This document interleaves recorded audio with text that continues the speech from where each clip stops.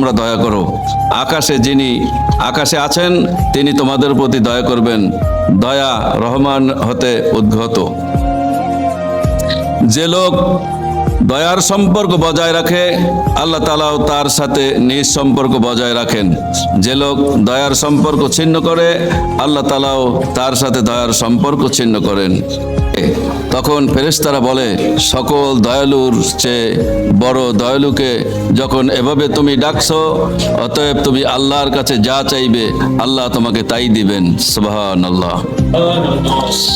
রিজিক ও নিয়ামত তোমরা যদি সত্যিকার ভাবে আল্লাহর উপর ভরসা করো, তবে তিনি পাখিদের মতোই তোমাদের রিজিকের ব্যবস্থা করবেন।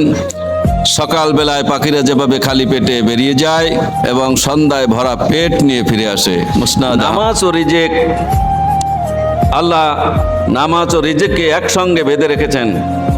আপনি রিজিক পাচ্ছেন না, নামাজ পড়ুন, পড়তেই থাকুন, রিজিকের দুয়ার আল্লাহ খুলে দেবেন। রাসূল পাক সাল্লাল্লাহু আলাইহি সাল্লামের কাছে এক সাহাবা এসে বলছে, ইয়া রাসূলুল্লাহ, আমার তো অবমাননা দূর হলো না। হুজুর পাক সাল্লাল্লাহু আলাইহি সাল্লাম বললেন, গিয়ে নামাজ আদায় করো। লোকটি নামাজ পড়তেছিল। এরপরে এসে বলছে, ইয়া রাসূলুল্লাহ, আমি তো নামাজ পড়তেছি কিন্তু আমার অভাব তো দূর হলো না। আল্লাহ নবী আবার বললেন, আবার গিয়ে নামাজ পড়ো। এরপর এসে জানালেন, ইয়া রাসূলুল্লাহ, আমার অভাব তো দূর হলো না।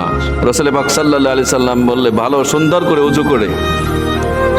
করে উজু করে পবিত্র হয়ে তারপর নামাজে দাঁড়িয়ে যাও। সাহাবা যখন নামাজে দাঁড়িয়ে গেছেন, তার ঘরে ছিল গম, আটা, পেশার যে জাতা, চাটকি যাকে বলা হয়, এই জাতাটা অটোমেটিক ঘুরতে শুরু করলো আর তার ভিতর থেকে গমের ময়দা পড়তে শুরু করলো।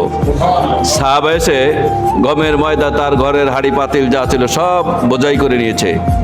ভরার শেষে সাহাবা চিন্তা করলেন, এগুলি আসে কোত্থেকে, একটু দেখি। যখন জাতাটা জাগালেন তখন সেই গমের গুড়ি আসা বন্ধ হয়ে গেল। রাসূলের কাছে বলছি, ইয়া রাসূলুল্লাহ, আমি নামাজ পড়তেছিলাম, আমার ঘরে জাতাটা অটোমেটিক ঘুরতেছিল আর তার থেকে গমের ময়দা পড়তেছিল, গুড়ি পড়তেছিল। আমি যখন সেটা দেখলাম এটা কোত্থেকে আসে, তখন বন্ধ হয়ে গেছে। হযরত পাক সাল্লাল্লাহু আলাইহি সাল্লাম বললেন, সাহাবা, ওটা তো তুমি না ধরতে কিয়ামত পর্যন্ত ওটার থেকে গমের গুড়ি পড়তেই থাকতো। সুবহানাল্লাহ। যে ওটার ভিতরে বেহেশত থেকে গম আসতেছিল আর হযরতে মিকাইল আলাইহিস সালাম ওটা ঘুরাচ্ছিলেন। সুবহানাল্লাহ। যেই ফেরেশতারা সেই জাতা ঘুরাচ্ছিল আর আল্লাহ রাব্বুল আলামিনের জান্নাত থেকে তার ভিতরে গম আসছিল, তো কিয়ামত হয়ে যেত।